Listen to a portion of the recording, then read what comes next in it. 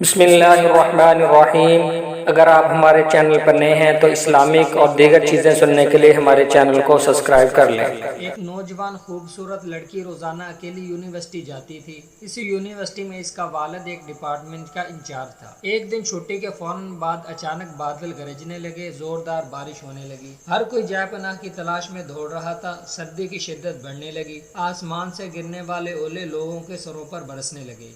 یہ لڑکی بھی یونیورسٹی سے نکلی اور جائے پناہ کی تلاش میں دوڑنے لگی۔ اس کا جسم سردی سے کانپ رہا تھا، لیکن یہ نہیں جانتی تھی کہ اسے پناہ کہاں ملے گی۔ جب بارش تیز ہوئی تو اس نے ایک دروازہ بجایا۔ گھر میں موجود لڑکا باہر نکلا اور اسے اندر لے آیا اور بارش تھمنے تک اپنے گھر میں رہنے کی اجازت دے دی۔ دونوں کا آپس میں تعارف ہوا تو معلوم ہوا کہ لڑکا بھی اسی یونیورسٹی میں پڑھتا ہے جہاں وہ خود زیر تعلیم ہے اور اس شہر میں اکیلا رہتا ہے۔ ایک کمرہ، برآمدہ اور باتھ روم اس کا کل گھر تھا۔ نوجوان نے اسے کمرے میں آرام کرنے کو کہا اور اس کے پاس ہیٹر رکھ دیا اور کہا کہ جب کمرہ گرم ہو جائے گا تو وہ ہیٹر نکال لے گا۔ تھوڑی دیر لڑکی بستر پر بیٹھی کامتی رہی۔ اچانک اسے نیند آ گئی تو یہ بستر پر گر گئی۔ نوجوان ہیٹر لینے کمرے میں داخل ہوا تو اسے یہ بستر پر سوئی ہوئی لڑکی جنت کی حوروں کی سردار لگی۔ وہ ہیٹر لیتے ہی کمرے سے باہر نکل گیا، لیکن شیطان جو کہ اسے گمراہ کرنے کے موقع کی تلاش میں تھا اسے وسوسہ دینے لگا۔ اس کے ذہن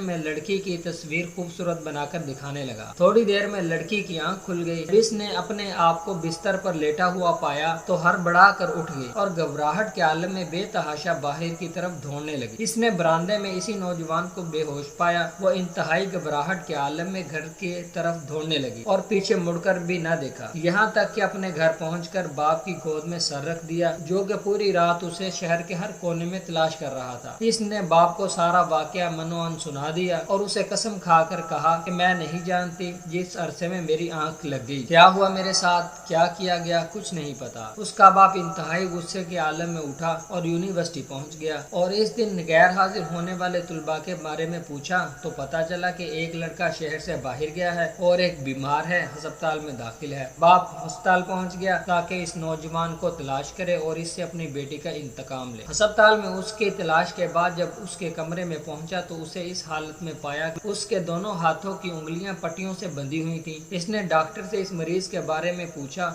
تو ڈاکٹر نے بتایا جب یہ ہمارے پاس لایا گیا تو اس کے دونوں ہاتھ جلے ہوئے تھے۔ باپ نے نوجوان سے کہا تمہیں اللہ کی قسم ہے مجھے بتاؤ کہ تمہیں کیا ہوا ہے۔ باپ نے اپنا تعارف نہیں کروایا۔ وہ بولا کہ ایک لڑکی کل رات بارش سے بچتی ہوئی میرے پاس پناہ لینے کے لیے آئی، میں نے اسے اپنے کمرے میں پناہ تو دے دی، لیکن شیطان مجھے اس کے بارے میں پھسلانے لگا تو میں اس کے کمرے میں ہیٹر لینے کے بہانے داخل ہوا۔ وہ سوئی ہوئی لڑکی مجھے جنت کی حور لگی، میں فوراً باہر نکل آیا، لیکن شیطان مجھے مسلسل اس کے بارے میں پھسلاتا رہا اور غلط خیالات میرے ذہن میں آتے رہے۔ تو جب بھی شیطان مجھے برائی پر اکساتا میں اپنی انگلی آگ میں جلاتا تاکہ جہنم کی آگ اور اس کے عذاب کو یاد کروں اور اپنے نفس کو برائی سے باز رکھ سکوں، یہاں تک کہ میری ساری انگلیاں جل گئیں اور میں بے ہوش ہو گیا۔ مجھے نہیں پتا کہ میں ہسپتال میں کیسے پہنچا۔ یہ باتیں سن کر باپ بہت حیران ہوا اور بلند آواز سے چلایا، اے لوگو گواہ رہو، میں نے اس پاک سیرت لڑکے سے اپنی بیٹی کا نکاح کر دیا۔ سبحان اللہ،